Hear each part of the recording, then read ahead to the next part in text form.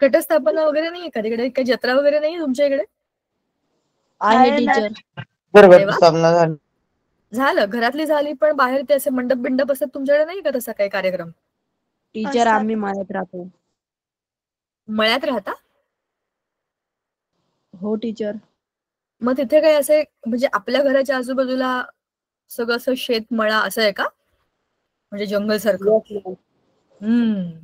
मग तिथे काही आहे पण मला जायला आवडत नाही. का? टीचरकडे पण आहे. का नाही आवडत जायला तुम्हाला? टीचर आता क्लास नाही त्याच्यामुळे आम्ही गेलोच नाही. टीचर मनच लागत नाही. क्लास आहे म्हणून तुम्ही गेला नाहीत मला कौतुक वाटलं, पण आवडत नाही का? किती छान असतं, वर्षातले 9 दिवस असतात ते, मग परत येत नाही. नवरात्र उत्सव किती छान असतं. तुमच्याकडे कसं सेलिब्रेशन करतात माहित नाही. आमच्याकडे तर आम्ही लहान होतो तेव्हा तिथे रोज गरबा दांडिया असायचा, खूप मजा यायची. आपले मराठी पण असायचे, ते भोंडला बिंडला कार्यक्रम असायचे, पण सगळ्यात जास्त मजा यायची गरबा आणि दांडिया. आणि ते काय करायचं माहितीये का, ते एक लाईव्ह म्युझिक वाजवायचे आणि मग तिथे काका लोक सगळे येऊन थांबलेले असायचे आणि 7:30 वाजल्यापासून ते वाजवत राहायचे. आणि आम्ही असं असायचो की चला लवकर जेवण करू, मग आपल्याला जायचंय खेळायला. आम्ही तेव्हा खूप छोटे होतो, शाळेत होतो ना. ते आमच्या घरात त्याचे आवाज ऐकू यायचे, मग आम्ही अर्धवट जेवायचो, पळून जायचो, त्या दांड्या बिंड्या घेऊन जायचो आणि आम्हाला सुरुवातीला काही यायचं नाही. मग आम्ही ना मोठ्या मुलांच्या मध्ये, मोठी मुलं अशी मस्त वर्तुळ करून सगळे मुलं मुली सगळे असे 8वी 9वी 10वी कॉलेजवाले सगळे ताई दादा लोक असे छान वर्तुळ करायचे आणि मग ते छान हाताचा गरबा खेळायचे आणि मग दांडिया खेळायचे आणि आम्ही ना त्यांच्या मध्ये मध्ये जायचो. आणि ते त्यांना माहिती होतं की सगळी छोटी मुलं सगळ्या एरियातली तेच करायची. मग ते काय करायचे, गोल गोल फिरता फिरता त्यांचं सर्कल मागे करायचे, आम्ही परत मध्ये यायचो, आमचं सर्कल परत मध्ये यायचं, मग परत आम्ही त्यांच्यामध्ये घुसायचो आणि परत ते आम्हाला आत टाकायचे. पूर्ण वेळ असा आमचा गेम सुरू असायचा. पण त्यांच्याबरोबर राहून राहून आम्हाला समजलं की गरबा कसा खेळायचा असतो, दांडिया कसा खेळायचा असतो. आणि मग त्याच्यामुळे आम्ही अशी रोज वाट बघायचो. पहिल्या वर्षी आमचं असंच ट्रायल केलं, आम्ही असंच पळायचो, नुसते गोल गोल पळायचो. गरबा कोणाला यायचा खेळता, पण ते जसे खेळतात तसं आपण खेळूया असं बघून म्हणायचं मला पण यायला पाहिजे. मग आम्ही त्यांच्या मागे मागे जायचो, कधी त्यांचे पाय आमच्या पायावर, कधी आमचे पाय त्यांच्या पायावर, कधी आमची दांडी त्यांच्या हाताला, कधी त्यांची दांडी आमच्या पाठीला अशी लागायची, कारण आम्हाला यायचं नाही, आम्ही कसंही खेळायचो. पण मग नंतर जसं आम्ही मोठे होत गेलो, शहाणे होत गेलो, तसं तसं आम्हाला समजलं आणि मग आम्ही चुका करणं आमचं संपलं. आपण काही ओरिजिनल गुजराती नाहीये ना की आपल्या घरामध्ये ते लहानपणापासून असतं वातावरण, ते कधीतरी कार्यक्रमांमध्येच असतं. पण मग नंतर तर पुढची सगळी वर्ष नवरात्र म्हणलं की आणि नेहमी नवरात्रीमध्ये परीक्षा ठरलेल्या असायच्या. म्हणजे नवरात्र असली की परीक्षा असायची, सकाळी पेपर द्यायचा, दिवसभर अभ्यास करायचा, रात्री जाऊन गरबा खेळायचा. आपल्याकडे खूप छान तेव्हा सिस्टीम होती ना, आता तसं काही नाहीये आणि आता सगळंच बदललंय. पण ते लाईव्ह ऑर्केस्ट्रा आणि ते सगळी खूप छान मज्जा, त्याच्यामध्ये ते 9 दिवस खूप छान जायचे आणि खूप छान कार्यक्रम व्हायचे, दिवसभर कार्यक्रम व्हायचे वेगवेगळे. त्याच्यामध्ये वेगवेगळ्या बाहेरच्या लोकांना बोलवायचे, गोंधळ जागरण असे पण प्रोग्राम व्हायचे. किती मज्जा यायची माहिती. तुमच्याकडे असं काही होत नाही का? तिथे उद्यापासून चालू होणार आहे. ते होम मिनिस्टर वगैरे नाही, तसे गेम नाही व्हायचे, एकदम प्रॉपर म्हणजे देवीचे कार्यक्रम व्हायचे. आमच्या इकडे इथे गावामध्ये आता सगळीकडे ते होम मिनिस्टर, खेळ पैठणीचा असे वगैरे टाईपचे गेम्स असतात, तसे तिथे काही होत नाही, म्हणजे व्हायचे नाही. तिथे पूर्ण फुल फ्लेज असं एकदम एनर्जेटिक वातावरण असायचं. चला आता आपण गणपतीच्या टाइमला काय गणपतीच्या टायमाला गेम्स होतात. गणपतीच्या वेळेला असतात ते, बरोबर. चला आता आपल्याला जाऊया मुख्य मुद्द्याकडे. व्हेरी गुड, तुम्ही बोला, काय बोलायचंय? काय झालं? काय रे, काहीतरी बोललास तू, मला काहीच ऐकू नाही आलं. चला परत बोलशील तेव्हा समजेल. मागच्या वेळेला आपण आपल्या धड्याचा मेट्रोलॉजी हा भाग सुरू केला होता आणि इंडियन मेट्रोलॉजिकल डिपार्टमेंट बद्दल काही चर्चा पण केली होती. आपल्या धड्यामध्ये आपण काय काय बोललोय, तुमच्या लक्षात आहे का? सांगा. आपण एन्व्हायरमेंटल मॅनेजमेंट हा धडा सुरू केलाय, आठवतंय का तुम्हाला? Yes ma'am. मग त्याच्यामध्ये आपण बऱ्याचशा काही गोष्टी बोललोय, त्या लक्षात आहेत का तुम्हाला? बघा, आपण पहिलीच गोष्ट बोललो होतो वेदर अँड क्लायमेट. फरक सांगा काय आहे?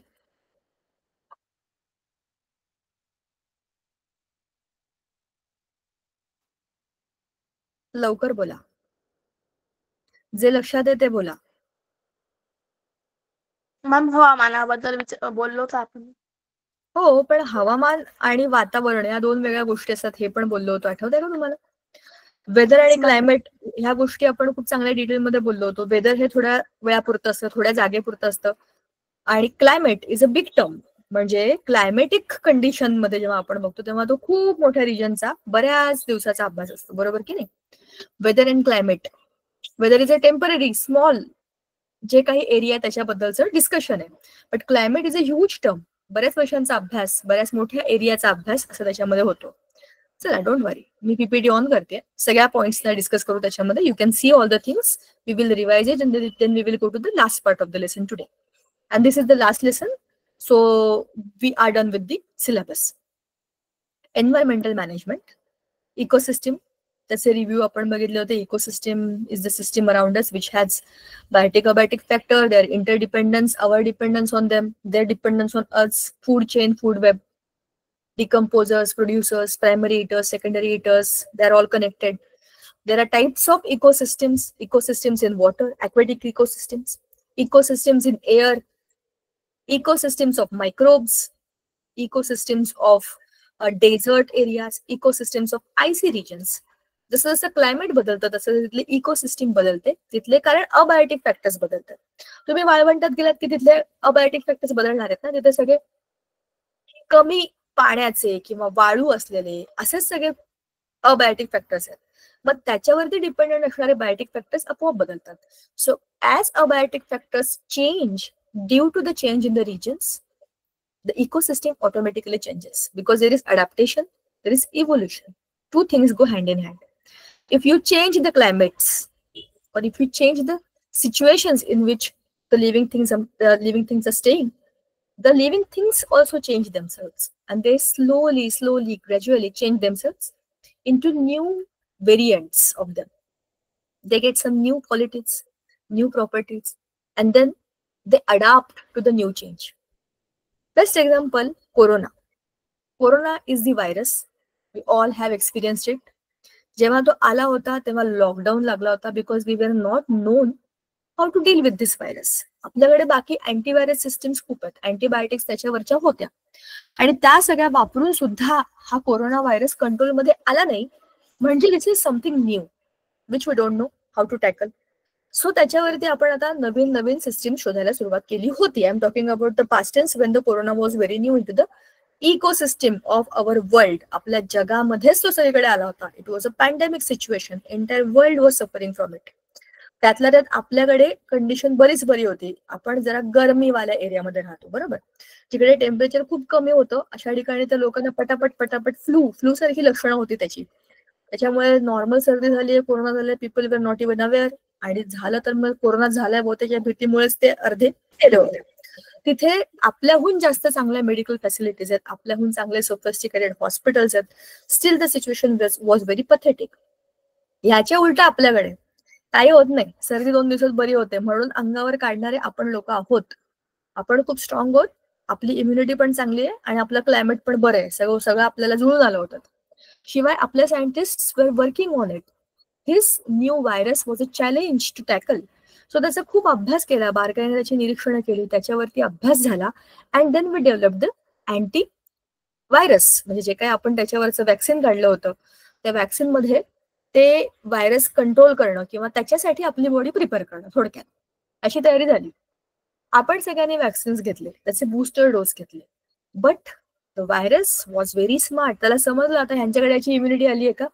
मग त्याचा व्हेरियंट आला, दुसरा व्हेरियंट आला, बिकॉज त्याला हे समजलं की आता माझ्या ह्या सिस्टीमला हे लोक इम्युन झालेत, मी यांना अटॅक नाही करू शकत, आता मला स्वतःला बदलावं लागेल. आणि मग नंतर जी सेकंड वेव्ह आली त्याच्यामध्ये जास्त लोक मेले.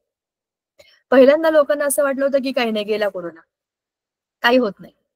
आणि मग जेव्हा सगळं लॉकडाऊन उठला, लोक एकमेकांना भेटले, आणि तोपर्यंत कोरोनाने स्वतःला बदललं, आणि खूप लोकांना मारून टाकलं, कारण तो एकदम छुपा वार होता.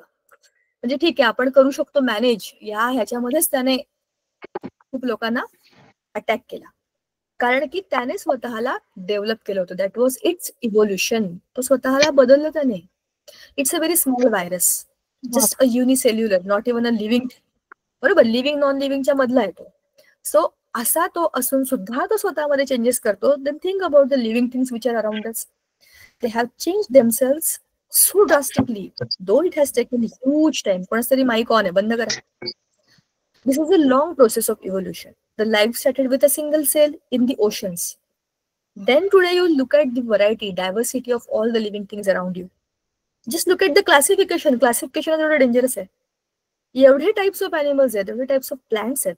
You can't study them with just one simple sentence. Just 2 groups, 2-3 groups. Animal classification पुढच्या वर्षी आपल्याला आहे, त्याच्यात 10 ग्रुप आहेत मोठे मोठे. त्याच्या आधीची गोष्ट वेगळी आहे. यावर्षी तुम्हाला प्लांट क्लासिफिकेशन झाले, तुम्हाला कळलं असेल की किती डायव्हर्सिटी, आणि ही डायव्हर्सिटी का आली असेल. एका ठिकाणून दुसरीकडे तुम्ही जा, माती बदलते, टेम्परेचर बदलतं, हवा बदलते. बरोबर, I am talking about all the living things, not just humans. And that change Altered the living things. आपल्या ह्युमन इव्होल्युशन मध्ये पण बघा ना, ऑल द ह्युमन्स वेअर, अश्मयुगातले मानव आपण कुठे भटकत होतो जंगलातले. जसे जसे आपण पसरत गेलो पूर्ण जगामध्ये, काही लोक आफ्रिकेत गेले, त्यांचा कलर टोन बदलला, त्यांची बॉडी स्ट्रक्चर बदलली. काही लोक अमेरिकेत गेले, काही लोक चायनामध्ये गेले. You look at the difference in the faces, you can make out अच्छा हा चायनीज असेल, हो हा बहुतेक निग्रो असेल, किंवा हा अमेरिकन किंवा जर्मन असेल, हा तर इंडियनच असेल, किंवा हा पाकिस्तानी असेल, किंवा हा श्रीलंकन असेल. आपला ह्युमन बॉडी टोन जो आहे आपला सगळ्यांचा, हा बऱ्यापैकी सिमिलर आहे. पाकिस्तान भारतातूनच जन्माला आलाय, त्याच्यामुळे तिथे राहणारे लोक बऱ्यापैकी आपल्यासारखेच दिसतात. त्यांचा कलर, त्यांचे केस, म्हणजे केसांचं स्ट्रक्चर, सरळ केस किंवा थोडेसे कर्ली केस, डोळ्यांचा रंग, हा आपण सगळे एकाच जमिनीवरचे होत. तेच गेलेत तिकडे तुकडा तोडून, पण शेवटी आपला ओरिजिन आहे. तसं श्रीलंका सुद्धा, श्रीलंका आपल्यापेक्षा फार काही वेगळा नाही. It is similar to Tamilians. So Tamils आणि Sri Lankans they look quite similars. बरोबर, म्हणजे हे कशामधनं आलंय की जसा क्लायमेट बदलला तसा चेंज झाला. बरोबर ना. So what I am talking to, what I am trying to tell you is ecosystem कशी बदलते, कारण की अबायोटिक फॅक्टर्स बदलतात, त्याच्यामुळे बायोटिक फॅक्टर्स बदलतात, त्याच्यामुळे अडॅप्टेशन होतं. अडॅप्टेशन झालं की इव्होल्युशन होतं, आणि इव्होल्युशन होत होत होत होत होत खूप मोठी व्हरायटी मिळते ऍनिमल्स आणि प्लांट्स. आता पुढे आपण हे सगळं बोललो, जे आत्ताच आपण बोललो ते सगळं हेच आहे, फक्त नव्याने बोललो. आता weather refers to the state of the atmosphere at a given time and place including temperature, precipitation, सगळ्या गोष्टी ज्या आपण वेदरमध्ये बोलतो. जसं आपण बोललो तो वेदर रिपोर्ट, त्याच्यामध्ये त्याचं पाण्याची संभावना आहे, बारिश की संभावना आहे, धूप खिली रहेगी, असं एखादी ऍड आपण लावूया थोड्या वेळानंतर. आपण वेदर फोरकास्टचा एखादा शॉर्ट बघूया. मला फार आवडतात ते लोक, चांगलं एकदम असं सिरियसली काड्या बिड्या घेऊन असे भारताच्या मॅपवर दाखवत असतात. ते वेदर फोरकास्ट असतं. It is a pattern. त्याच्यामध्ये आपण त्या कोणत्या कोणत्या भागाचा अभ्यास करतो त्याच्या सिच्युएशनवर, त्याच्या जागेवरती त्याचं वेदर ठरलेलं असतं. Climate refers to the average weather conditions in the given region over a long period of time. आपण जे बोललो climate is a big term, small part of it is a weather. नंतर factors affecting weather and climate हे आपले झालेले आहेत. Meteorology आपण मागच्या वेळेला सुरू केलं होतं, ते जरा आज आपण पुढे नेऊया. It is the study of the atmosphere and its phenomena including weather and climate. Meteorologists use various instruments and models to observe, analyze, and predict weather patterns. Key topics in meteorology include atmospheric composition, pressure, temperature, precipitation, and wind patterns. हे सुद्धा आपण बोललो होतो की हवेचे कसे कुठल्या पद्धतीचे प्रवाह आहेत, प्रेशर किती आहे, टेम्परेचर किती आहे, प्रेसिपिटेशन पाऊस किती आहे. बरोबर, ह्या सगळ्या गोष्टींचा अभ्यास या मेटेरोलॉजिकल डिपार्टमेंटमध्ये केला जातो. कसं केला जातो, आपले खूप सारे उपग्रह पृथ्वीच्या भोवती फिरतात, ते ह्या गोष्टी नोटीस करतात, नोट डाऊन करतात. त्यांना जे चेंजेस दिसतात ते त्यांच्याकडे फीड करून घेतात आणि त्याचे सगळे सिग्नल्स आपल्याकडे देतात. ते रिसिव्ह करणारे रिसिव्हर्स आहेत आपल्याकडे अर्थवर.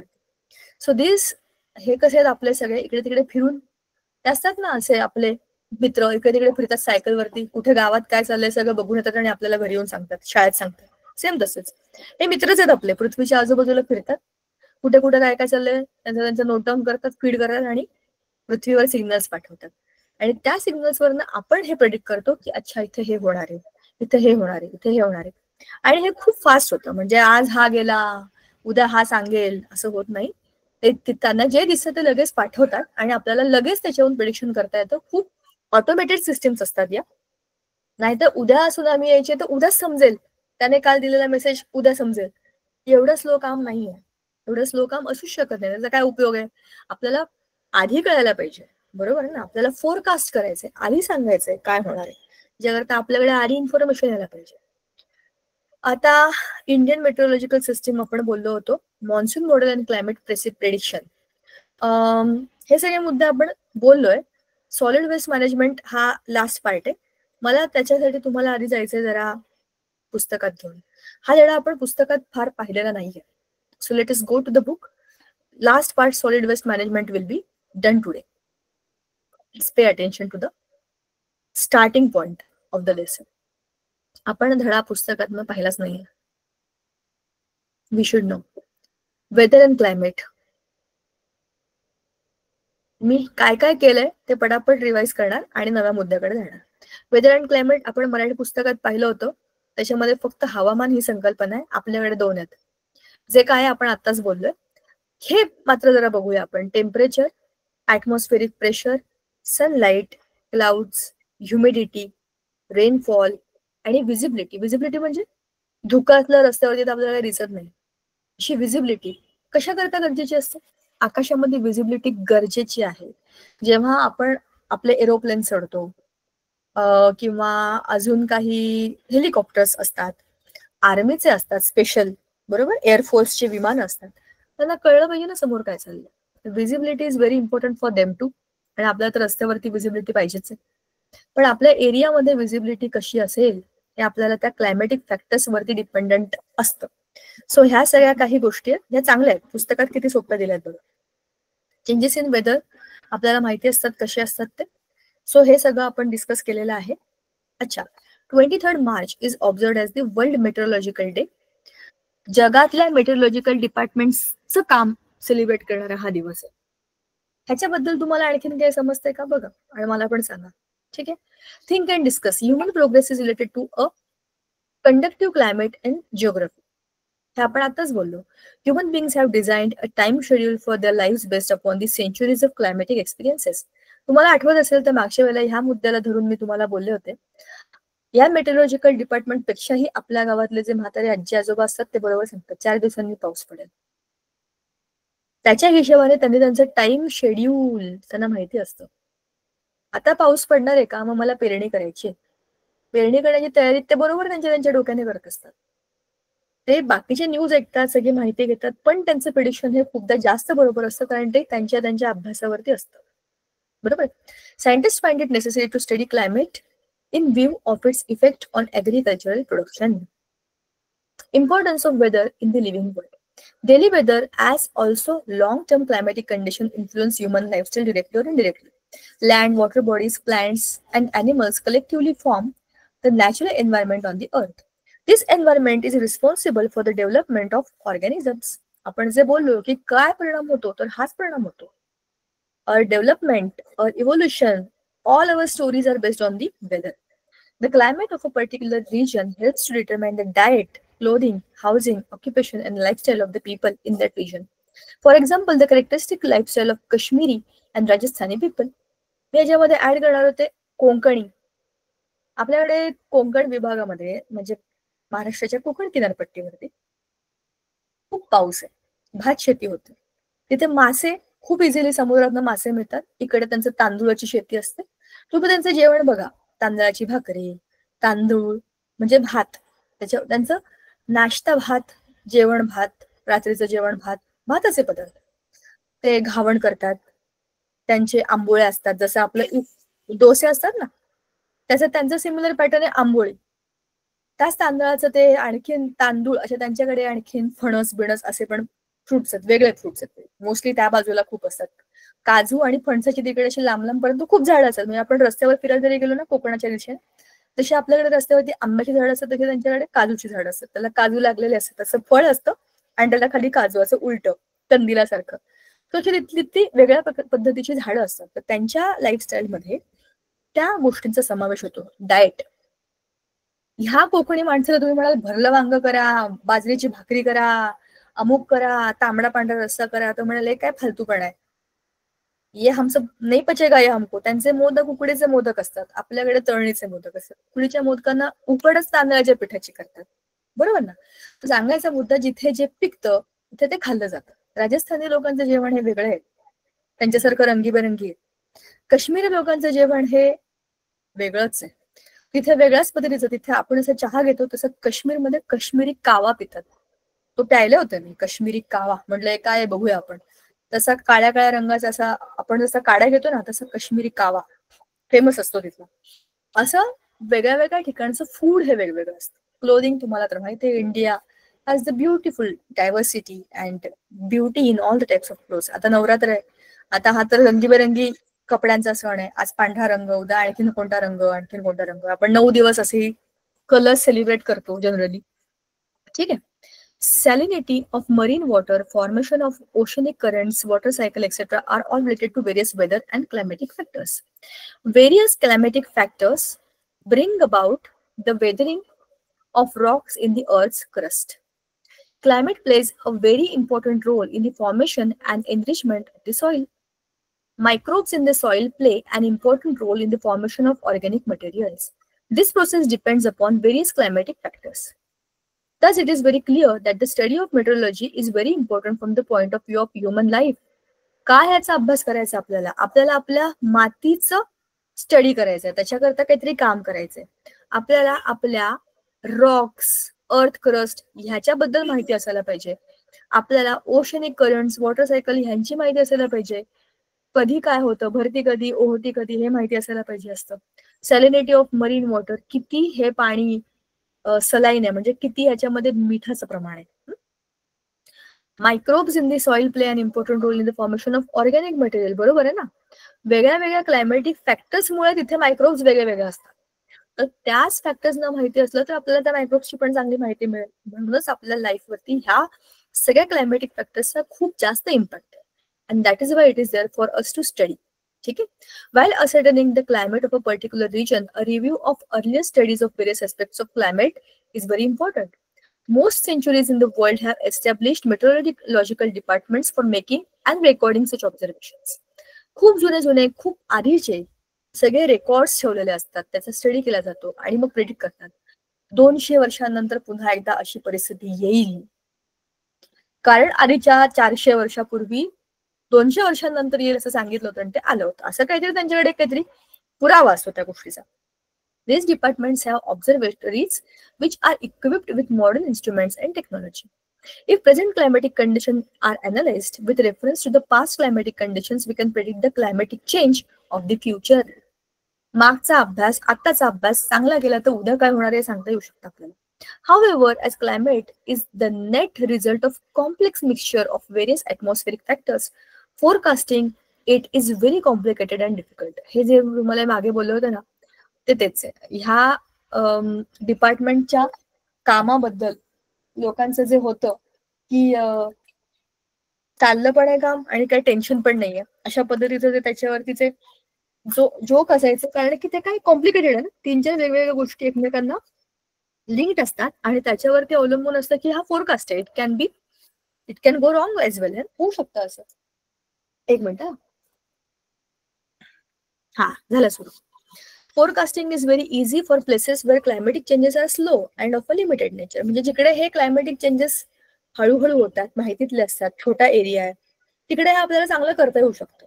However, where climatic changes are complex, interdependent and rapid, making forecast is very difficult. जसं की जपान, मागच्या वेळेला आपण बोललो होतो. तिथे तुम्ही क्लायमेटिक कंडिशन्स, तिथल्या खूप साऱ्या कॉम्प्लेक्स गोष्टी, एकमेकांमध्ये अडकलेल्या गोष्टी, ह्याच्यावरून तुम्ही प्रेडिक्शन केलं तरी पण ते बरोबर येईल का नाही माहिती नाही. प्रेडिक्ट न करता पण काहीतरी कॅलिमिटी आली तर ते एक्सेप्टेबल आहे, कारण की तिथल्या खूप कॉम्प्लेक्स सिस्टीम्स मध्ये तुमचं फोरकास्टिंग किती बरोबर येईल हे माहिती नाही. आता मेट्रोलॉजी आपल्या बुकमध्ये पण आपण बघूया. The science that studies the interrelationship between the various components of the air, natural cycles, geological movements of the earth and climate is called as meteorology. ह्याच्यामध्ये आपण क्लायमेटचा अभ्यास करतोय, हवेचा अभ्यास करतोय, natural cycles, carbon cycle, nitrogen cycle, oxygen cycle, बरोबर, या सगळ्या बायोजिओकेमिकल सायकल. जिओलॉजिकल मुवमेंट्स ऑफ अर्थच्या क्रस्टची हालचाल. माहिती ना तुम्हाला जिओलॉजिकल मुवमेंट्स? अर्थ, तुम्हीच मागच्या वेळेला आपण डिस्कस करताना बोललो होतो की अर्थचे वेगवेगळे तुकडे जमिनीचे आधी अशी होती, मग हलत हलत हलत बदलत गेली, वेगळे खंड बनले. ही स्टोरी आहे ना अर्थच्या डेव्हलपमेंटची. तर त्याच्यामध्ये अजूनही मुवमेंट्स होतात ना. तर ह्याच्यावरून काय समजतं की मेट्रोलॉजी हा सगळ्याचा एकत्रित अभ्यास आहे. Study of everything around us that can affect us as a climate is all in the metrology. Meteorology includes the study of storms, clouds, rainfall, thunder, lightning, etc. Depending upon the study of such factors, weather forecasts are made. They are useful to common people, farmers, fisheries, aviation services, water transport, and various other organizations. Let me see whether we can see it immediately. जरा आपण एक live weather forecast बघूया.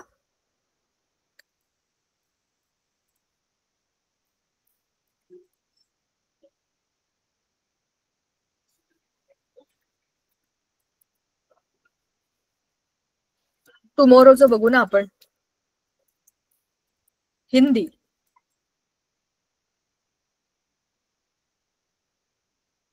बघा,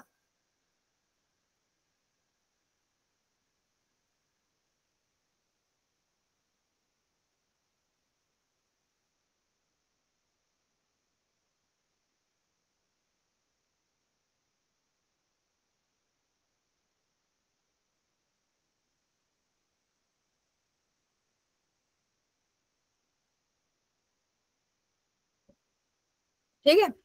हा होता short. आता आपण हा बघा, अरे आज 4.5 मिनिटाचा आहे, एवढा नको बघायला.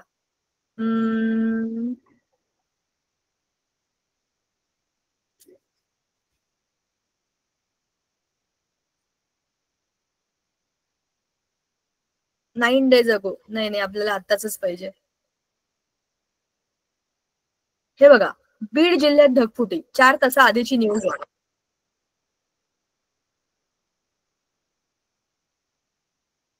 मॅम आवाज नाही येते.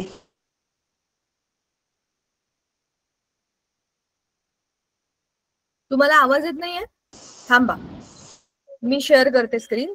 दुसरं शेअर करायला लागेल मला. बरं झालं बोललात, योग्य वेळ तुम्ही. तुम्हाला स्क्रीन दिसत होती पण आवाज येत नव्हता, आहे ना? हो टीचर. Yes ma'am. आता बघा.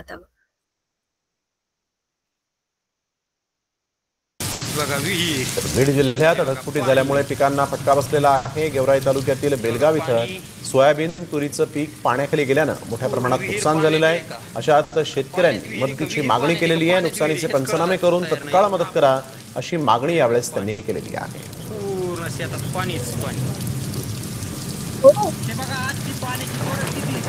तर ही शेती मी दुसऱ्याची बटाईने ठोक्याने अशी केलेली आहे, घरची शेती कमी असल्यामुळं. तर आज पूर्ण परिसरामध्ये एवढा भयंकर पाऊस झालेला आहे. त्या पावसाने सोयाबीनची परिस्थिती बघा ही कशी झाली. ह्या सोयाबीनला कोंब आलेत. हे बघा, ही सोयाबीन पाठीमागं बघा, पूर्ण सोयाबीनमध्ये, पूर्ण तुरीमध्ये, ह्या 2 एकरमध्ये एवढं पाणी साचलेलं आहे भयंकर. हे पाणी हे बघा एवढं काही राहिलेलं नाही या सोयाबीनमध्ये. आणि त्याच तुरीची परिस्थिती तशीच व्हायला लागलेली आहे. जसं सोयाबीनचं झाड झालंय तसंच या तुरीची पण परिस्थिती तशीच आहे.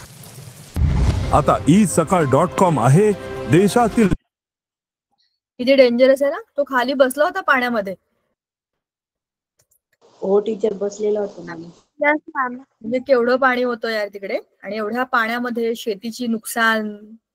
हे आपण हे थोडंसं बघूया, कारण की याने मॅप दाखवलाय. 9 दिवसाआधीच आहे हा, पण 13 ते 19 सितंबर. आप देख रहे हैं महाराष्ट्र का साप्ताहिक मौसम पूर्वानुमान का ये बुलेटिन. मैं हूं देवेंद्र त्रिपाठी. दोस्तों, महाराष्ट्र के ऊपर मॉनसून एक बार फिर से सक्रिय हुआ है. पिछले कुछ दिनों की सुस्ती के बाद और मॉनसून की बारिश विदर्भ से होते हुए मराठवाड़ा, मध्य महाराष्ट्र और उसके बाद अब कोंकण गोवा में भी पहुंच गई है. अनुमान यह है कि अगले कुछ दिनों के दौरान महाराष्ट्र पर अच्छी बरसात हो सकती है. ये वीडियो आप देख रहे हैं न्यूज मीडिया मंच और मौसम तक पर. मैं हूं देवेंद्र त्रिपाठी और आपके साथ जुड़ता हूं राज्यों के सप्ताह भर के मौसम और साथ में देश भर के नेशनल वेदर बुलेटिन और 3 दिन का मौसम पूर्वानुमान लेकर के और अन्य खबरें लेकर के भी न्यूज मीडिया मंच पर. तुम्ही ऐकलत का? 3 दिवस आधीच पुढच्या फोरकास्ट बद्दल ते सांगतात. 13 ते 19 सप्टेंबरचा आहे. आपल्याकडे त्याच्यानंतरचा आहे का? 22 तारीख आहे ना आज. ह्याचे दुसरे व्हिडिओ असायला पाहिजेत आपल्याकडे.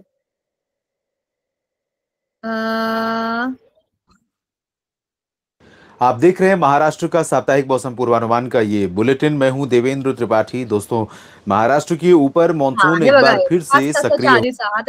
मध्य प्रदेश का साप्ताहिक मौसम पूर्वानुमान का ये वीडियो आप देख रहे हैं मौसम तक और न्यूज मीडिया मंच पर। मैं हूं देवेंद्र त्रिपाठी। मध्य प्रदेश में साल 2000 हे आहे मध्य प्रदेश नॉट। बरं, आपण एक काम करूया, आपण भारताचं बघूया. भारताचं आलंय. नमस्कार, स्वागत और अभिनंदन आप सभी का मौसम तक चैनल पर। यह है नेशनल वेदर बुलेटिन 23 सितंबर 2025 के लिए। दिन होगा मंगलवार का। दोस्तों, मुलांनो, हे उद्याचं सांगतायत हा.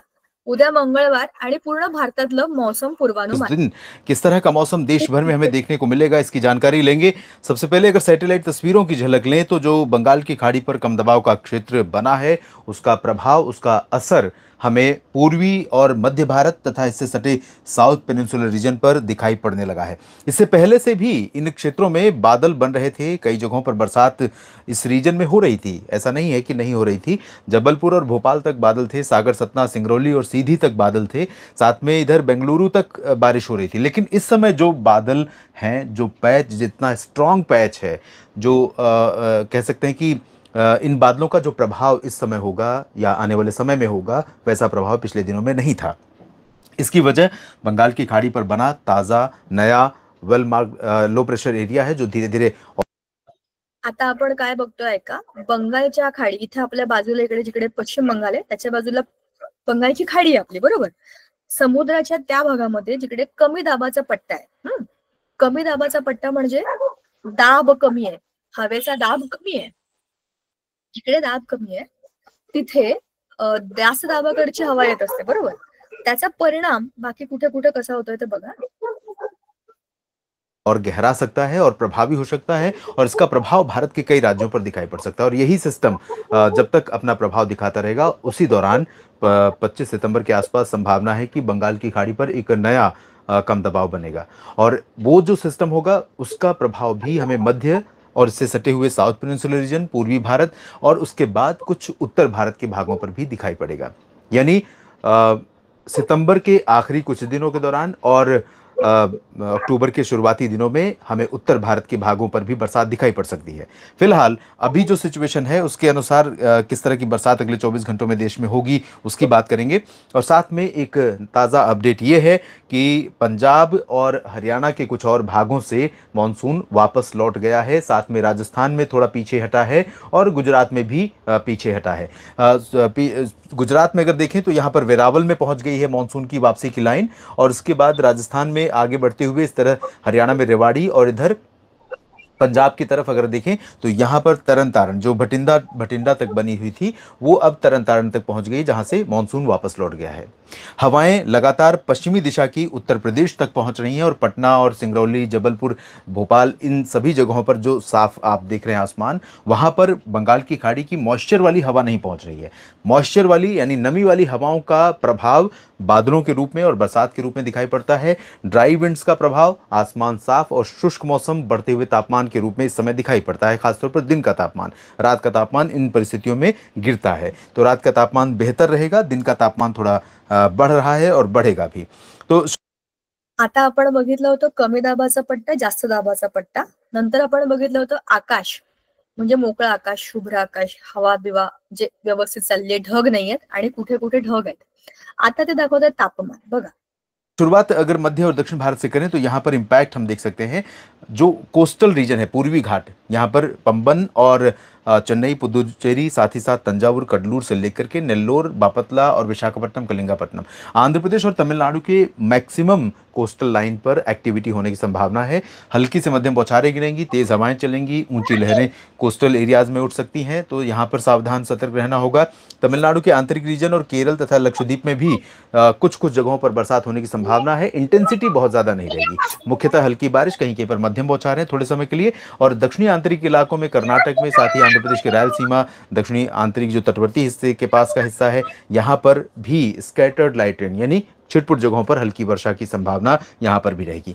जो नॉर्थ कोस्टल या नॉर्थ इंटीरियर कर्नाटक है, और तटीय कर्नाटक का रीजन है, गोवा है, तेलंगाना के अधिकांश भाग हैं, उत्तरी तटीय आंध्र प्रदेश है, इन सभी भागों पर इन सिस्टमों का असर ज्यादा रहने की संभावना है। तो हैदराबाद, खम्मम, रामागुंडम और इधर विशाखापट्टनम, कलिंगापट्टनम समेत इधर गुलबर्गा, गडग और रायचूर समेत इन तमाम जगहों पर हल्की से मध्यम बारिश के बीच कहीं पर मध्यम से भारी वर्षा भी हो सकती। ओके, आपण थांबूया. आपल्याला काय पूर्ण फोरकास्ट 9-10 मिनिटाचा बघायचा नाहीये. तुम्हाला बघायचं असेल तुम्ही नंतर तुमचा फोन मध्ये बघा. पण हे कळलं का तुम्हाला? मला हे का दाखवायचं होतं की याच्यामध्ये एकदम डिटेल सगळं दिलं होतं. आपण जे जे फॅक्टर्स बोललो ते सगळे फॅक्टर्स याच्यामध्ये आहेत बघा. ताप, तापमान, बरोबर, आकाशात ढग असणं, ह्या सगळ्या गोष्टी ज्या आपल्या पुस्तकामध्ये होत्या बघा, ह्या आपण वरती चित्रामध्ये बघितलं होतं ना, हा ॲरो, या ॲरो मधले सगळे बाळ, ह्या सगळ्या गोष्टी. विजिबिलिटी बद्दल त्याच्यामध्ये आलं नाही. सनलाईट टू मग सांगत होतं ना, शुभ्र आकाश आहे. आणि तापमानाबद्दल रात्रीचं तापमान, सकाळचं तापमान हे बोलला होता. ऍटमॉस्फेरिक प्रेशर, पश्चिम बंगालचा कमी दाबाचा पट्टा. ह्युमिडिटी, तो काय म्हणाला होता, ज्यादा आर्द्रता वाले जगह पे बारिश की संभावना है, ऊपर की जगह पे मान्सून वापस जा चुका है. म्हणजे तिथली ह्युमिडिटी कमी झालेली आहे. ह्युमिडिटी जिकडे जास्त आहे तिकडे रेनफॉल होणार आहे. तो आपला खालचा भाग आहे मधला, बरोबर. विजिबिलिटी बद्दल काही आलं नाही तिकडे, कारण की विजिबिलिटी पुढे येईल. तो 9 मिनिटाचा व्हिडिओ बघून आपला बराच वेळ त्याच्यामध्ये जाईल. पण तुम्ही हा पुढे कंटिन्यू केला तर तुम्हाला समजेल की आणखी बऱ्याचशा गोष्टी त्याच्यामध्ये येतात. पूर्ण भारताचा नकाशा आणि प्रत्येक ठिकाणी कसं कसं क्लायमेटिक चेंज होतात हे सगळं त्याच्यामध्ये येतं. हे कुठून आलं आपल्याकडे? हे आलं या मेटेरोलॉजिकल डिपार्टमेंटच्या कामामुळे आलं, बरोबर. मेटेरोलॉजी. आता याच्यामध्ये काय होतं, storms, clouds, rainfall, thunder, lightning सगळ्याचा अभ्यास त्याच्यामध्ये होतो, बरोबर. ह्या सगळ्याचा वापर कुठे होतो बघा. Why do we need to have this weather forecast? हे का बघायचे? हे त्या लोकांनी बघायचे जे आहेत common people like you and me. आपल्या सगळ्यांच्या दैनंदिन आयुष्यामध्ये आपण निघालो शाळेत जायला आणि पाऊस पडण्याची संभावना आहे, आपल्याला माहिती असेल तर आपण छत्री घेऊन जाऊ, नाहीतर आपण असेच जवळ भिजून येऊ. आपण भिजू, बॅगा भिजतील आणि त्यातल्या वह्या पुस्तकं भिजतील. आपण भिजलो चालेल, वह्या पुस्तकं भिजलेली आपल्याला परवडणार नाही. त्याच्यामध्ये आपली खूप कष्टाची मेहनत लिहिलेली असते, तर ते जायला नाही पाहिजे. फार्मर्सचं तर सगळं आयुष्य पावसावरती असतं, वेदरवरती असतं, बरोबर. आता त्या पहिल्या व्हिडिओमध्ये आपण बघितलं बीड जिल्ह्यामध्ये ढगफुटी झाली आहे. बापरे, तिथल्या शेतकऱ्यांचं कसं होईल मला विचार करून बघा जरा. किती त्यांचं नुकसान, आयुष्यातला तो पूर्ण मागच्या 4-5 महिन्यांचा त्यांचा जो भाग होता, पूर्ण प्लॅनिंग मध्ये, एक्झिक्युशन मध्ये, बी लावलं, त्याची काळजी घेतली, स्प्रे किती गोष्टी असतात, सगळं गेलं ना पाण्यामध्ये, गॉन. फिशरीज, समुद्रामध्ये कधी उतरावं, नदीमध्ये कधी उतरावं, फिशिंग कधी करावं, कधी करू नये, ह्याच्याबद्दलच्या बेसिक माहितीची गरज प्रत्येक फिशरीचा बिझनेस करणाऱ्या माणसाला असली पाहिजे. म्हणजे त्याला आपण काय म्हणतो, कोळी बांधव आपले. कारण की ते समुद्राच्या आत जातात, जिकडे जिकडे फिश आहेत तिकडे तिकडे त्यांच्या होडी घेऊन ते जातात. आणि रिस्की वेळेला तिथे जाणं हे आपल्या जीवाची खेळण्यासारखं, म्हणून त्याचं त्यांना माहिती असायला पाहिजे. एव्हिएशन, आपण मगाशीच बोललो ना, विमान जाणार आहे, हवामान जर क्लिअर नसेल तर तुमचं विमान कसं जाणार आहे तिकडे. वॉटर ट्रान्सपोर्ट, पुन्हा तेच आहे. समुद्रामध्ये तुमची होडी चालली आहे, तुमची जहाज चाललंय एका खंडातून दुसऱ्या खंडामध्ये, आणि मधल्या बाजूला काही सुनामी सारखं आलं किंवा खाली काहीतरी भूकंप झाला आणि वरचा समुद्र उसळला, तुमची बोट, तुमची जहाज, तुमचं सामान, त्यातलं तुमचं जे काही आहे सगळं गेलं ना पाण्यातच, डायरेक्ट खाली, टायटॅनिकच होईल त्याचं. मग असं जर आपल्याला अंदाज असेल तर आपण विचार करू शकतो की आपण ही जी ट्रिप आहे आपली 4 दिवसांनंतर करू, तरीही होणाऱ्या घटना या घडतात. तरीही कितीही तुम्ही अभ्यास करा तरी पण काहीतरी राहूनच जातं आणि काहीतरी वेगळंच होतं. पण तरी सुद्धा थोडी तयारी असेल तर वी आर प्रिपेअर्ड, और वी कॅन डिले, और we can change the plans, बरोबर. आता युझिंग आयसीटी म्हणजे information and communication technology.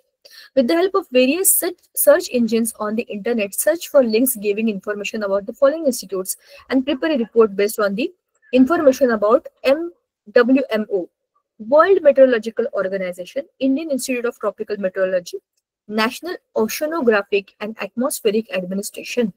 Oceanographic म्हणजे समुद्राशी आणि ॲटमॉस्फेरिक म्हणजे वातावरणाशी ऍडमिनिस्ट्रेशन, म्हणजे त्याच्यावरती काम करणाऱ्या नॅशनल लेवलची ऑर्गनायझेशन, गव्हर्नमेंट ऑर्गनायझेशन असतात सगळ्या, त्याच्यावरचं तुम्हाला काय काय सापडलं व्हिडिओज बघून तर find out the information, it is good.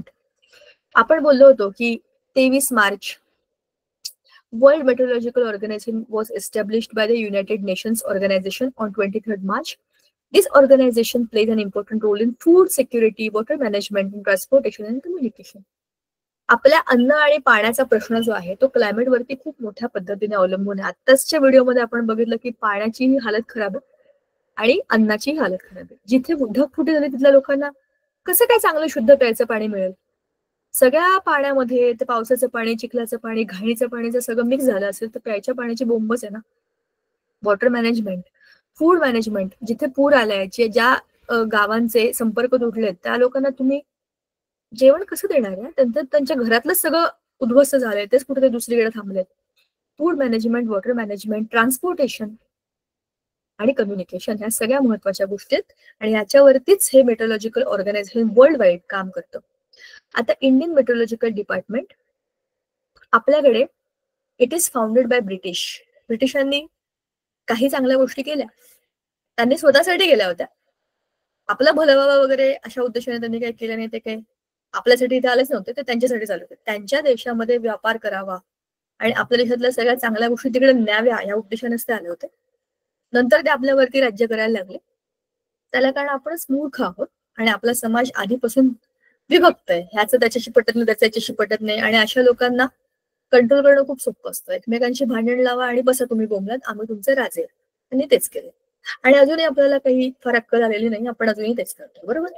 तरी सुद्धा जेव्हा ब्रिटिशांनी भारतामध्ये आल्यावरती काही गोष्टी त्यांनी रेल्वे सुरू केली, ती आपल्याकरता नाही गेली होती. तुम्ही प्रवास करा रे भारतीयांनो, तुमचं भलं होईल. त्यांना सामान इकडून तिकडे न्यायचा होता म्हणून त्यांनी त्यांची रेल्वे सुरू केली. त्यांनी आपल्या लोकांना इंग्लिश शिकवलं कारण की त्यांच्याकडे काम करणारे लोक इथल्या इथे तयार झालेले त्यांच्यासाठी बरे होते ना. तिकडे एवढ्या लांबच्या लोकांना सारखं आणा सोडा, तिकडे बसून ते गव्हर्नमेंट ठरवणार आणि इथे ते काम करायला आपले लोक पाहिजे म्हणून तसं होतं. तसंच त्यांनी इथे राहायचंय तर इथल्या क्लायमेटची माहिती असायला पाहिजे म्हणून Indian meteorological department, the India meteorological department असं सुरू केलं 1875 मध्ये शिमल्यामध्ये. Its head office is at New Delhi and regional offices at Guwahati, Mumbai, Kolkata, Chennai, Nagpur, New Delhi. भारतातल्या बऱ्याच ठिकाणी त्यांचे आता रिजनल ऑफिसेस, रिजन म्हणजे त्या भागाचे ऑफिसेस आहेत. गुवाहाटी वरती नॉर्थ साइडला, मुंबई वेस्टर्न साइड, कोलकाता इकडचा पट्टा पश्चिम बंगाल, चेन्नई डाऊन, नागपूर भारताच्या बऱ्यापैकी मध्ये येतं आणि न्यू दिल्ली तर राजधानी आपली.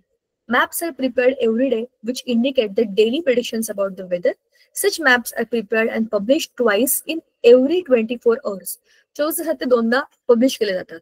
In this institute, research goes on continuously on various aspects like instruments for climatic readings, predictions about climate made using radar, predictions about climate related to seismology. अरे हा, सिस्मोलॉजी आपल्याला शोधायचंय. ते भारतात पृथ्वीच्या हालचालींचा अभ्यास असतो. ठीक आहे, म्हणजे पृथ्वीच्या पृष्ठभागाच्या ज्या काही हालचाली असतात ना त्यांचा अभ्यास. Prediction regarding rainfall by satellites, air pollution etcetera.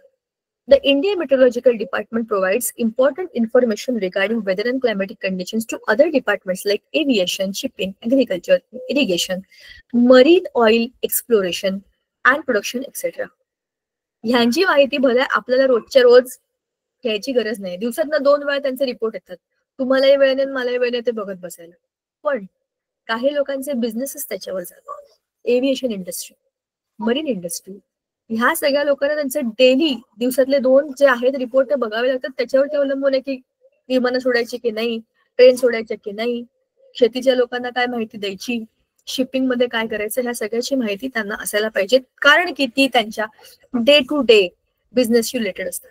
Prediction regarding calamities like dust storms, sand storms, heavy rainfall, hot and cold waves, tsunami etcetera are communicated to various departments, all types of mass communication media and all citizens. For this purpose, India has launched several satellites equipped with high-class technology. Observatories at several locations are doing excellently well in the analysis of the information received from the satellites. हे search करा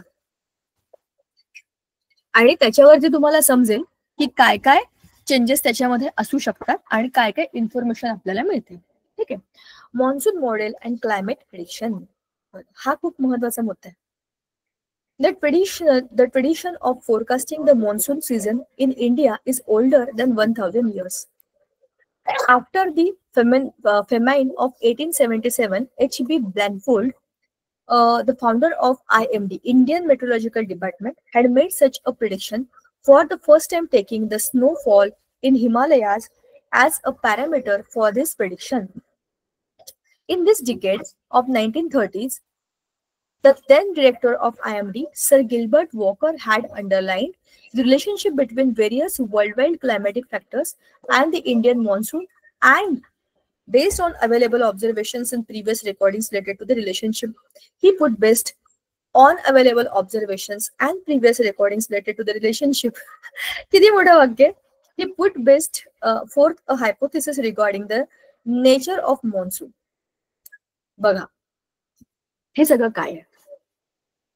आपल्याला मॉन्सूनचं एक model पाहिजे की monsoon ह्या काळामध्ये इकडे जातो, ह्या काळामध्ये इकडे जातो. India is a tropical country, बरोबर, म्हणजे बऱ्यापैकी आपण विषुववृत्ताच्या जवळ आहे, तर आपल्याकडे मॉन्सून हा एक वेगळा सीझन आहे. बाकी कंट्रीजमध्ये रोज उन्हाळा, पावसाळा, हिवाळा सगळे ऋतू असतात. आपल्याकडे 3-4 महिन्याचे स्लॉट्स आहेत. उन्हाळा वेगळा, पावसाळा वेगळा, हिवाळा वेगळा. त्यातला पावसाळा हा सगळ्यात इम्पॅक्टफुल आहे, कारण की हे पावसाचं वर्षातले काही 3 ते 4 महिने आपल्याकडे येतं. आणि जेव्हा येतं तेव्हा कधी कधी आता जसं आपण व्हिडिओमध्ये बघितलं तसं भयंकर पूर परिस्थिती नाही तर एकदम दुष्काळ. अशा कंडिशनमध्ये जेव्हा हे इंडियन मेट्रोलॉजिकल डिपार्टमेंट सुरू झालं होतं 100 वर्षापूर्वी, असं एक मॉडेल आपल्याकडे मॉन्सून मॉडेल दिलं गेलं. त्याच्यामध्ये काय होतं, after the famine of 1877, famine म्हणजे काय, दुष्काळ. त्याच्यामध्ये ह्या ब्लॅनफोर्ड नावाचा जो कोणी फाउंडर होता IMDचा, तेव्हाचा जो कोणी मेन माणूस होता, त्याने प्रेडिक्शन अशा पद्धतीने पुढच्या गोष्टी बाकी तर म्हणतो ना आपण प्रेडिक्शन त्याच्याबद्दल करायला सुरुवात केली की हिमालयाचा जर तुम्ही विचार केला, हिमालयन रिजन, तिथला बर्फ आणि ह्या सगळ्या गोष्टींचा तुम्ही अभ्यास केला तर तुम्हाला एक अंदाज वर्तवता येतो की कुठे कुठे कसा कसा पाऊस पडेल, नाही पडणार, दुष्काळ पडेल, पूर येईल. आणि मग त्या मॉडेलला आपण एक मॉन्सून मॉडेल म्हणून स्वीकारलं, म्हणजे एक हायपोथेसिस त्याने मांडली. हायपोथेसिस म्हणजे रिसर्च असतो की असं झालं की असं होईल, असं झालं की असं होईल, ठीक आहे, असं एक हायपोथेसिस आहे. With the initiative of doctor Vasantrao Gowariker in the decade of the 1990s, a monsoon model based upon 16 worldwide climatic parameters was developed. Vasantrao Gowariker हे सायंटिस्ट, त्यांनी इतर सायंटिस्टच्या मदतीने 16 वर्ल्डवाईड क्लायमॅटिक पॅरामीटर्सचा अभ्यास करून 1990 मध्ये ह्या पूर्ण त्यांच्या 90sच्या दशकामध्ये एक मॉडेल त्यांनी डेव्हलप केलं होतं. ठीक आहे, त्यांनी त्या गोष्टीला सुरुवात केली. This model was used from 1990 to 2002. एवढी वर्ष हे वापरलं गेलं. 90 नंतर जवळपास 10-12 वर्ष हे वापरलं गेलं. ठीक आहे, आता ह्या मॉडेल्सचं जर आपण बघूया, holistic model, mathematical model, statistical model, वेगवेगळे मॉडेल्स आहेत. Forecasts are made with the help of mathematical model which take into account estimates of current weather related events and ongoing physical interactions between them. Mathematical model मध्ये तुम्ही literally calculations करणार आणि त्याच्यावरती तुमचा data generate करणार, त्या पॅरामीटर्सचं तुम्ही analysis करणार, ग्राफ बीफ बनवून काहीतरी करून, आणि मग तुम्ही सांगणार की हे असं असं होईल. ठीक आहे, ह्याच्यामध्ये mathematical models which take into account estimates of current weather related events आणि ज्या काही फिजिकल ऍक्टिव्हिटीज सुरू आहेत बाजूला, जो काही डेटा मिळतो आपल्याला, इट इज मॅथमॅटिकली अनालाइज्ड. फॉर्म्युले, मॅथ्सचे फॉर्म्युले असतात, सिस्टीम मध्ये टाकलेले असतात. With the help of Param super computer, हा आपला सुपर कॉम्प्युटर आहे भारताचा. Various mathematical models based upon daily geographical events are developed by super computer technology. त्या कॉम्प्युटरमध्ये अशी टेक्नॉलॉजी तुम्ही फीड केली. सर तुमच्या मोबाईलमध्ये, माझ्या मोबाईलमध्ये टेक्नॉलॉजी आहे अलार्म. सिंपल उदाहरण सांगते, तुमच्या पण घरामध्ये मोबाईलमध्ये एक टेक्नॉलॉजी आहे, मोबाईलमध्ये म्युझिक, किंवा ह्याच्यामध्ये असतं कॅलेंडर. हे सिस्टीम आहे. त्या सिस्टीम मध्ये तुम्ही येणार, कॅलेंडरचं हे पेज ओपन करणार, हा महिना सुरू आहे ऑक्टोबर, सप्टेंबर, जे काय तुम्हाला टाकायचं, पुढचा महिना, मग तुम्हाला कळतं अच्छा असं असं. त्याच्यात फीड केलेले आहेत, बरोबर. असंच त्या सुपर कॉम्प्युटरमध्ये पॅरामीटर्स फीड केलेले आहेत, temperature, pressure, precipitation, humidity, sunlight, किती हीट आहे, असं जे जे काही आहे त्याचं हे सगळं फीड केलेलं आहे. त्याच्यावरती आजूबाजूला काय चाललंय ह्याचे जे काही रेकॉर्ड आहेत ते टाकले की तो त्याचं आपला अनालिसिस करतो आणि आपल्याला सांगतो. जसं एआय मध्ये तुम्ही आजकाल ते ट्रेंड बघितलं की फोटो टाकला की आपला एआय वाला फोटो येतो फुलवाल्या मुलीचा, लाल साडी फुल, बरोबर, कारण सिस्टीमने ते घेतलंय. उदाहरणार्थ तुम्ही तुमच्या एआय, बरोबर की नाही, तुमच्या एआय ला जसं की ते काय बरं म्हणतात त्याला, चॅट जीपीटी वरती तुम्ही एखादी गोष्ट टाकलीत, हेल्प मी विथ किंवा आस्क हिम 10th standard SSC board question papers असं टाका, तो तुम्हाला खूप माहिती देतो. त्याच्याकडे फीड केलेलं आहे ते सगळं, तर तुम्ही त्याच्यात क्वेश्चन टाकला की तुम्हाला आन्सर मिळतं. तसं याच्यामध्ये पण व्हॅल्यू टाका, तुम्हाला डेटा मिळेल. हे mathematical model. Holistic model. In this model, predictions are based upon those parameters used in other models which have the greatest effect on the monsoon. Nowadays, predictions declared by IMD are the collective outcome of various models. This is called as holistic model. होलिस्टिकचा अर्थ आहे सगळंच. जसं आपण म्हणतो शाळेमध्ये holistic development होते मुलाची, emotional, psychological, social, situational आणि एज्युकेशनल, सगळ्या बाबतीमध्ये आपला मुलगा होलिस्टिक डेव्हलप झाला. तसंच आपल्या प्रिडिक्शनला आपण होलिस्टिक मॉडेलने सांगितलं. म्हणजे काय सांगितलं, मॅथमॅटिकल कॅल्क्युलेशन केलं, स्टॅटिस्टिकल केलं, त्याच्यानंतर जे काही आपल्या आजूबाजूला होत्या त्या दुसऱ्या सिस्टीम्सचा वापर करून केलं, लोकांचे पर्सनल एक्सपिरियन्सेस घेऊन केलं, जे काही आहे सगळ्याचा एकत्रित होलिस्टिक मॉडेल. ठीक आहे. Statistical model. In this model current climatic observations in a region are compared with the earlier parameters such as oceanic temperature, atmospheric pressure and the nature of monsoon rainfall of several years. खूप वर्षांचा अभ्यास, त्याचा data आणि त्याच्यावरती तर स्टॅटिस्टिक्सचा अर्थच असतो calculation, comparison and predictions are made about the monsoon in the present condition. ठीक आहे, असं आहे हे statistical model. Solid waste management आपल्याला सुरू करायचं होतं पण ते काही झालं नाही. आपण आज मस्त व्हिडिओ बघितले, पण ठीक आहे, याची गरज होती. पाऊस पडतोच आहे महाराष्ट्रामध्ये बऱ्याच ठिकाणी, एक लेक्चर वाढल्याने काही होणार नाहीये. सॉलिड वेस्ट मॅनेजमेंट आपल्याला माहिती आहे की आजूबाजूला आपण सगळीकडे कचरा फेकतो, त्याला मॅनेज करणं आपलं काम आहे. ह्याचा परिणाम आपल्या सगळ्या सिस्टीमवर पडतोय, ताण पडतोय. आणि ह्या सॉलिड वेस्टला तुम्ही मॅनेज नाही केलं तर तुमचं air pollution, water pollution, soil pollution, सगळ्या प्रकारचं पोल्युशन होणार आहे. आणि सॉलिड वेस्ट सगळ्या प्रकारचं असतं, इलेक्ट्रॉनिक, प्लास्टिक, काच, प्लास्टिकचे तर अनेक प्रकार, बरोबर. या सगळ्याला एकत्रित सॉलिड वेस्ट मध्ये पुढच्या वेळेला बघू आपण. आज आपण इकडे थांबू. मला असं वाटलं होतं की आज आपला धडा इथे संपेल, नाही संपला, ठीक आहे, इट्स ओके, पण आपण नवं काहीतरी शिकलो. ठीक आहे ना. मॉन्सून मॉडेल आणि क्लायमेट प्रेडिक्शन हा चांगला वेगळा मुद्दा आपण लाईव्ह शिकलो. पुढच्या वेळेला भेटू आणि तेव्हा हा धडा आपला नक्की संपूया. ठीक आहे, आज आपण इकडे थांबू आणि छानपैकी तुम्ही नवरात्र आणि ह्याच्यामध्ये पण मध्ये मध्ये जा, जरा अभ्यास तर करूच आपण आणि इतर गोष्टी सुद्धा करू. ठीक आहे, चला भेटूया पुढच्या वेळेला. Bye. Thank you Prema ma'am, thank you Anjali ma'am. Bye ma'am, good night, thank you. Bye. Thank you, ma'am. Good night. Take care. Good night. Take care, everyone.